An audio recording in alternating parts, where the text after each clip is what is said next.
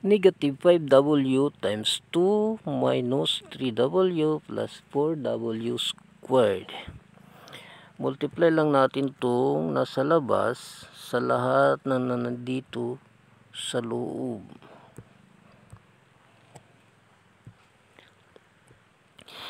Negative 5w times 2. Negative 5 times 2 equals negative 10. Negative 10. Negative siya dahil hindi sila magkapareho ng sign. Positive itong 2 at negative itong 5. Tapos lagay natin itong w. Walang variables itong 2.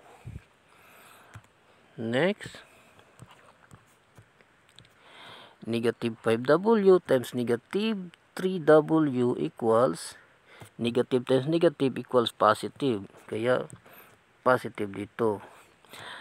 5 times 3 equals 15. Tapos, pareho silang may w. W times w equals w squared. W squared. Negative 5w times positive 4w squared. Negative times positive, kaya negative. At 5 times 4 equals 20. 20. Tapos, w times w squared equals, lagyan lang natin ng exponent naman dito, pinaka-basic. Maglagay tayo ng unang w, tapos add natin itong exponent na 1 at exponent na 2. Kaya 1 plus 2 equals 3. 3, ayan. Negative 20w cube. Okay, next example.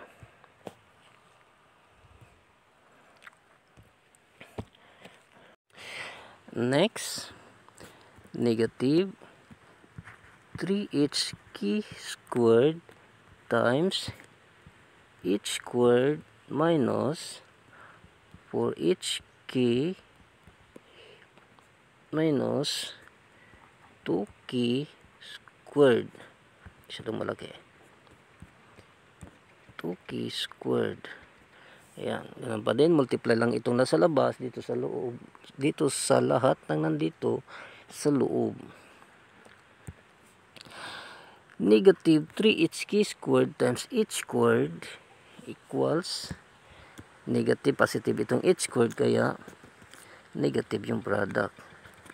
Negative 3, lagay lang natin dito ang 3 dahil walang kasamang exponent itong h squared. Tapos, lagyan lang natin ng exponent na 1 itong, hindi kasamang exponent, walang kasamang coefficient itong h squared. Nilagyan natin ng exponent na 1 itong h sa labas. Tapos, lagay lang natin dito ang h, isang h. Add lang natin itong dalawang exponent na 1 at saka 2. Kaya h cube. H cube. Kaya h times h squared equals h cube. Dugtong lang natin itong k squared dahil walang kasamang k itong h squared. Oops. Next, negative 3hk squared minus at times negative 4hk. Pareho silang negative, kaya positive. Tandaan lang, negative times negative equals positive. Positive times negative equals negative. 3 times 4 equals 12. Tapos, h times h, pareho silang may h. H times h equals h squared. H squared. Tapos, lagyan lang natin ng exponent na 1 itong k. Nag-iisa siya. Lagay lang natin dito ang isang k. Tapos, add lang natin itong exponent ng k sa loob at itong exponent ng k sa labas. 1 plus 2 equals 3. Kaya 12h squared k cube.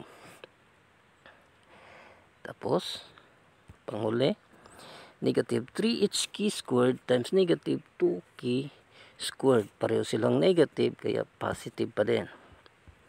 Positive, 3 times 2 equals 6. Tapos, walang kasamang h itong negative 2hk. Lagay lang natin itong h ito sa katabi ng 6. Tapos, k, add lang natin itong exponent na 2. Kanilang exponent na 2 to 2 plus 2 equals 4. 4.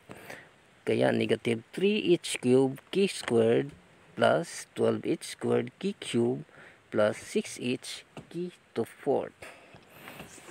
Salamat po.